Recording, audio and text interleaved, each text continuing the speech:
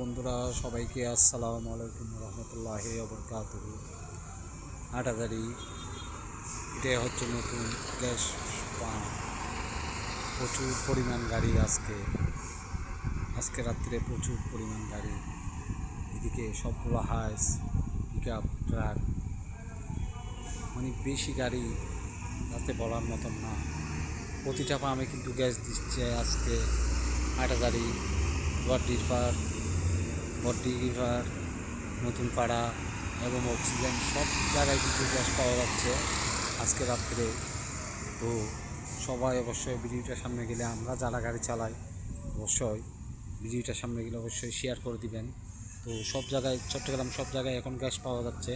প্রচুর লাইন কিন্তু গ্যাস পামে, প্রচুর অনেকের কষ্ট হয়ে যাচ্ছে। যতগুলো সিএনজি আছে, সিএনজির ড্রাইভারের অনেক কষ্ট হয়ে যাচ্ছে। তো আমি সিএনজি ড্রাইভার ভাইদেরকে বলবো, ভিডিওটা যদি আপনাদের সামনে যায় অবশ্যই লাইক কমেন্ট শেয়ার করবেন, এবং শেয়ার করে যারা জানে না আজকে কিন্তু গ্যাস পাম্প চালু হয়ে গেছে, তো সবাইকে জানার জন্য এই ভিডিওটা শেয়ার করে দিবেন। ধন্যবাদ সবাইকে, ভালো থাকবেন, সুস্থ থাকবেন। আসসালামু আলাইকুম। বন্ধুরা সবাইকে আসসালামু আলাইকুম রহমতুল্লাহি ওবরকাতুহু। হাটাজারি এটা হচ্ছে নতুন গ্যাস পাম্প।